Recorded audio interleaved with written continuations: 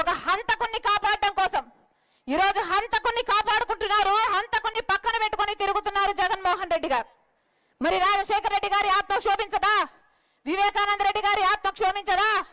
5 సంవత్సరాలు అయిపోయింది హత్య జరిగి. ఈ రోజు వరకు ఒక్క రోజు కూడా జైల్లో గడపలేదు అవినాష్ రెడ్డి. తలెత్తుకొని యథేచ్ఛగా బయట తిరుగుతున్నాడు. కారణం ముఖ్యమంత్రి అయిన జగన్మోహన్ రెడ్డి గారే అధికారాన్ని అడ్డేసి కాపాడుతున్నాడు కాబట్టి.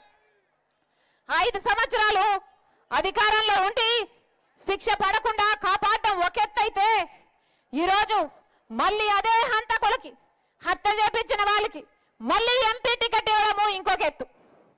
ఈ ఘోరాన్ని తట్టుకోలేకే, ఈ అన్యాయాన్ని తట్టుకోలేకే రాజశేఖర రెడ్డి బిడ్డ ఈ రోజు ఎంపీగా పోటీ చేస్తుంది. ఇది తప్ప అన్నా? ఒకవైపు అవినాష్ రెడ్డి ఉన్నాడు, ఇంకోవైపు రాజశేఖర రెడ్డి బిడ్డ ఉంది.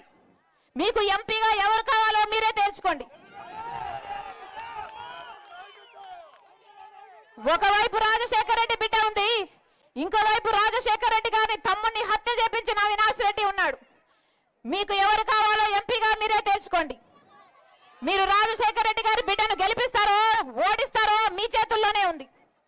ఒకవైపు రాజశేఖర రెడ్డి బిడ్డ ఉంది, ఇంకోవైపు హత్యలు చేసిన అవినాష్ రెడ్డి ఇంకోవైపు ఉన్నాడు.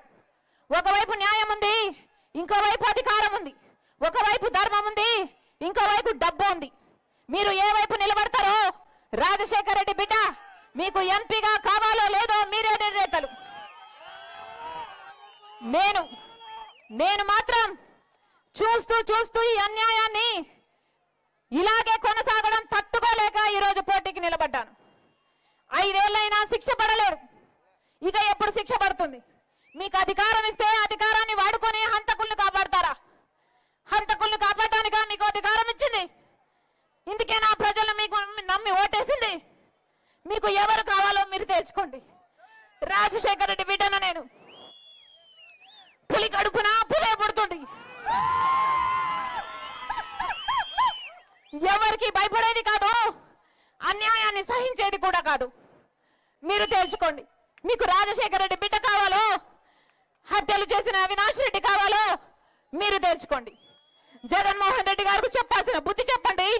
అవినాష్ రెడ్డిని ఓడించండి, రాజశేఖర రెడ్డి బిడ్డ గెలిపించండి. రాజశేఖర రెడ్డి బిడ్డ మీకు మాటిస్తుంది. ఈ రాజశేఖర రెడ్డి బిడ్డను మీరు గెలిపిస్తే మీ బిడ్డ అవుతుంది.